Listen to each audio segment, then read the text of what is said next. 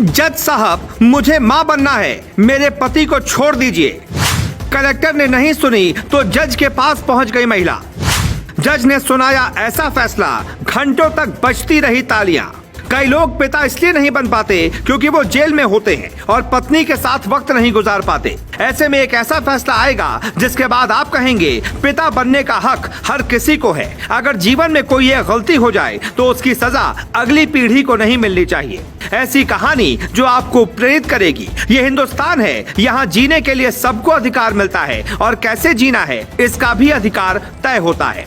ये घटना बिल्कुल सच्ची है। कई बार कोर्ट में ऐसा मामला जाता है कि कानून के पन्ने में उसका नियम नहीं होता, संविधान में ऐसे सवाल ही नहीं होते। तब मदद ली जाती है हमारे वेदों की। वेदों में लिखी बातों पर ही जज ने ध्यान दिया और वो फैसला सुना दिया जिसका समाज में एक बड़ा असर पड़ेगा। अब हम आपको विस्तार से समझाते हैं। ये घटना राजस्थान की है। महिला ने कोर्ट में दलील दी कि वो मां बनना चाहती है। प्राकृतिक तरीके से मां बनने के लिए पति का होना जरूरी है, लेकिन पति तो जेल में है। ऐसे में उन्हें पैरोल पर बाहर आने का मौका मिलना चाहिए। मामला राजस्थान के भीलवाड़ा जिले का है। महिला का पति नंदलाल फरवरी 2019 से अजमेर जेल में उम्र कैद की सजा काट रहा है। आरोपी नंदलाल की सजा होने के कुछ वक्त पहले ही शादी हुई थी। इस बीच पत्नी ने कलेक्टर से नंदलाल को कुछ वक्त के लिए पैरोल देने की गुहार लगाई, लेकिन कलेक्टर ने उसकी बात पर ध्यान नहीं दिया। शायद यूपीएससी में ऐसा ना पढ़ाया गया हो, लेकिन महिला ने हार नहीं मानी। वो जोधपुर हाई कोर्ट पहुंच गई और कहा कि मुझे मां बनना है। मेरे पति सजा काट रहे हैं, लेकिन वो प्रोफेशनल अपराधी नहीं है। मेरी अगली पीढ़ी का सवाल है। 15 दिन के लिए पति को पैरोल पर बाहर आना चाहिए। ये बात सुनकर सबका दिमाग चकरा गया। जज ने आदेश दिया कि सब फाइल खोलकर खोजो कि क्या कभी ऐसा फैसला दिया गया, लेकिन कुछ नहीं मिला। महिला की बात बेहद गंभीर थी। अगली पीढ़ी और वंश संरक्षण के लिए महिला की गुहार को कैसे ठुकराया जा सकता था। फिर जज ने वो कर दिया जिसकी उम्मीद किसी को नहीं थी। कानून के पन्नों में कुछ नहीं मिला। फिर जज को हिंदू सभ्यता की समझ थी। उन्होंने ऋग्वेद और वैदिक काल से कुछ उदाहरण लिए और सुना दिया ऐतिहासिक फैसला।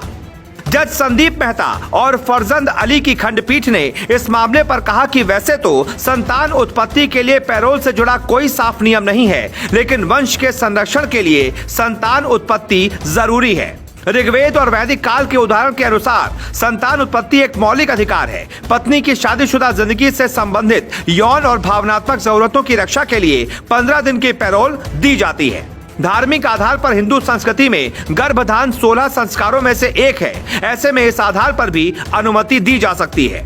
हमारी अदालतें भी समाज का हिस्सा होती हैं, जज भी उसी समाज से होते हैं। फर्क बस इतना है कि कर्म के हिसाब से किसी को जेल होती है तो कोई जज की कुर्सी पर बैठा होता है। कलेक्टर साहब के पास जब महिला गई तो शायद वो मामले की गंभीरता को नहीं समझ पाए, लेकिन जज ने तुरंत समझ लिया। फिलहाल ये कहानी जोधपुर, भीलवाड़ा के साथ साथ पूरे देश में चर्चा में है। ऐसे कई मामले देश में पेंडिंग हैं। वंश को बढ़ाने के लिए पैरोल मिलनी चाहिए ताकि अपराधी भी समझ सके समाज में पिता की भूमिका क्या होती है। फैसला बेशक एक छोटे से केस का हो, लेकिन संदेश ऐसा था कि आप तक पहुंचना ही चाहिए था। दूसरों का सम्मान करने वाला ही सही सिस्टम का हकदार होता है। Bureau report.